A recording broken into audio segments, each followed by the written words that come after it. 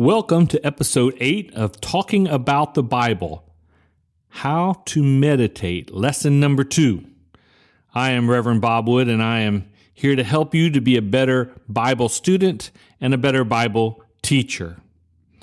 We're in the midst of a group of episodes that are talking about how to meditate. And what meditation means is something different for a Christian than it is in an Eastern religion like Buddhism or Hinduism. If you're as old as I am and remember the Transcendental Meditation movement in the United States, or yoga, or any of those kinds of Eastern philosophies, Christian meditation is very clear. And if you did not listen to episode 7, I want to recommend you go back and listen to it, as it gives a biblical basis for why meditation's important in our life. So today we're going to be talking about the real practical aspect of meditation, how to do it. There are a bunch of different ways to do it. I'm just going to share with you how I do it. Now, I always start my meditation week on Sunday, the first day of the week, also a time that I generally take a lot of time during the day to focus on my spiritual life. I preach on Sundays, of course, as a minister, but also I have a tendency to be a little less involved in the TV and all those other things and try to focus on my spiritual life, at least for a good part of the day. One of the things that you do when you're going to meditate is you set a plan of what you're going to meditate about. And I will be sharing in a future episode with you a plan where you can meditate with me, and we'll have a little discussion group where we can talk about this. What I'm going to do today is I'm going to do a plan for the coming week on how to meditate. It doesn't matter if you listen to this episode years after I record it. You can still follow this plan for this week, and then we'll go to episode 9 and look at making a plan for how to meditate for a whole 3-month period. This meditation that I'm going to do for this coming week is from a psalm that's very familiar. I thought that would be a good way for us to start. That is Psalm 23.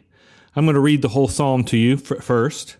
I'm reading it out of the King James Version. Now, when you go to meditate, you want to meditate out of the translation of the Bible that you mostly use and that you've memorized from. That's key, and that we'll talk about that later. We'll talk about adding the discipline of memorizing the Bible to your life as part of a daily routine also later on in another episode. Now, Psalm 23 I learned as a child, and I learned back before we had all these different translations, so I memorized it in the King James Version. So that's what I'm going to be reading from today. The Lord is my shepherd, I shall not want. He maketh me to lie down in green pastures. He leadeth me beside the still waters. He restoreth my soul. He leadeth me in the paths of righteousness for his name's sake. Yea, though I walk through the valley of the shadow of death, I will fear no evil, for thou art with me. Thy rod and thy staff, they comfort me. Thou preparest a table before me in the presence of mine enemies. Thou anointest my head with oil. My cup runneth over. Surely goodness and mercy shall follow me all the days of my life, and I will dwell in the house of the Lord forever. Now, after I've read the passage that I'm going to be meditating on for the coming week, what I do is I go and open either a study Bible, a Bible commentary, some other source where I can get some background information about this passage. Now, if you're already a pastor and you have deep understanding of the Bible, you may not need to do this. But for those of us who do not have a deep background in the Scriptures, that would be the next thing I would do is go get a couple of commentaries. That'd be great. Now you can use also something like an NIV Study Bible, Life Application Bible, not so much, but an NIV Study Bible, a Ryrie Study Bible, ESV Study Bible that goes through and will help you understand certain aspects of this passage that you may not naturally, in your experience, have a familiarity with. For example, there is a passage, a verse here that says, verse 4, the end of it says, thy rod and thy staff, they comfort me. Now, without the experience of understanding this particular psalm, you may not know why a rod and a staff would comfort you. So you may need some background information, and the place to do that is in the commentary or in a study Bible. Now, after you have done that on Sunday, and you've got your background already worked out, what I do is I print the passage that I'm going to do for that week onto a piece of paper, and I even write notes on it of anything that I learned in reading the commentary or the study Bible that I want to remember when I get to that verse. For example, I would write beside verse 4, thy rod and thy staff, they comfort me, refers to the different equipment that the shepherd had to guide and direct and discipline the sheep along their path, along their way.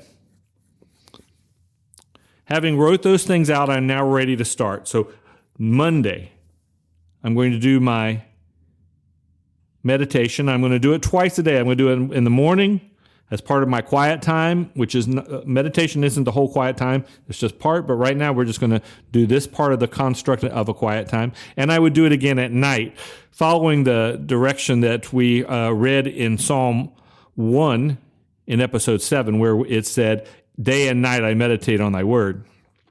So in the morning and the evening, I whip out my piece of paper, which I'm going to carry around in my pocket all day. And I'm going to start off by meditating only on verse 1. I'm going to start off by saying a verse that I always say as part of a prayer. Be still and know that I am God, thus saith the Lord. The verse 1 that I'm looking at today says, the Lord is my shepherd, I shall not want. Now, part of meditation is a combination of listening for God's voice through the passage and asking questions at the same time. So I'm going to ask, first of all, and the questions are going to be different for every passage. But in this example, I ask, first of all, what does it mean that the Lord is my shepherd? First of all, what is the Lord? Who is the Lord? And I would answer that to myself and listen for that answer. The Lord is God, the person that I have committed my life to. And what does it mean to be a shepherd? Okay, now that I'd have to think. And there's a lot of quiet and a lot of contemplation in meditation. A shepherd is a person who guides sheep and takes care of them. So I'm saying that the Lord is my shepherd. He's the person that takes care of me and guides me. And the Lord is responsible for the shepherd, for the sheep, not the sheep for the shepherd. The Lord is responsible for the sheep, and I'm a sheep. The Lord is my shepherd, so therefore I must be a sheep. And the last part of the verse says, I shall not want, or I will need nothing. Now this brings me to a lot of questions. What is it that I really need? What is it that God, as my shepherd, will provide me? And as you go through meditation, I at least write things down. What does it mean that the Lord's going to provide all my needs? What needs do I really have? Do I need some exotic fancy car? No. Do I need some fancy clothes? No. What is it that is needed? And so meditation is this question and answering activity that you do within yourself and listening for the Lord to guide you.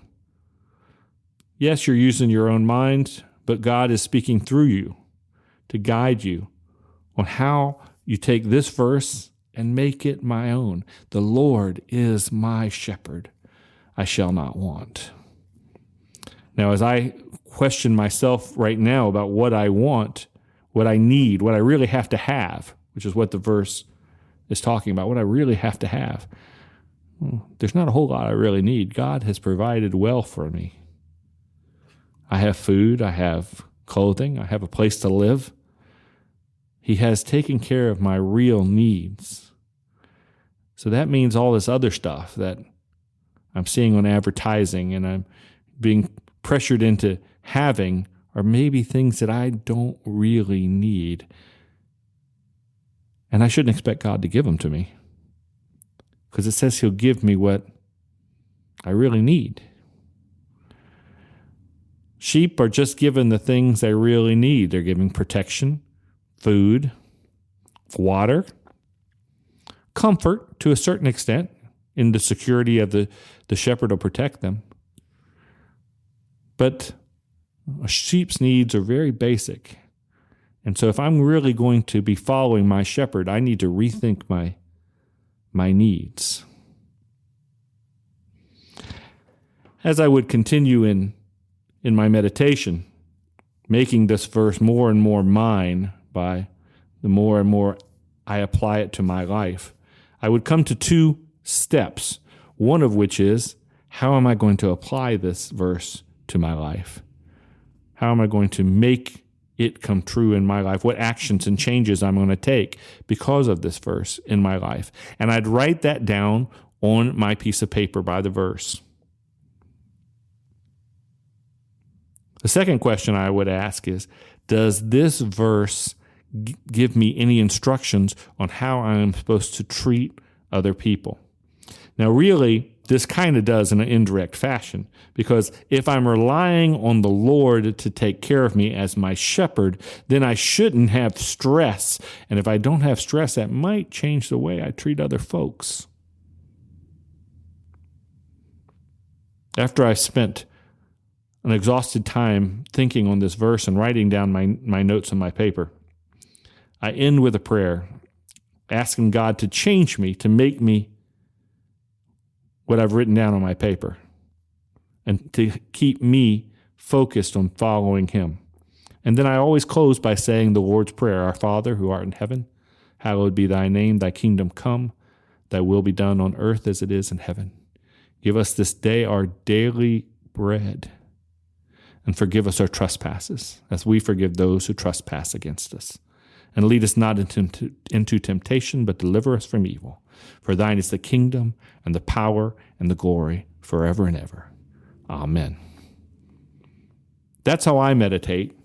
Now we're going to look a little deeper in Lesson 3 on the tools and how to make a plan for meditation. But I'm going to tell you, if you do this every day, and if you go through scriptures like this twice a day, applying it to you, opening yourself up to God and His Word, it'll change your life. You'll grow closer to Him, and you'll grow closer to His ideal for you,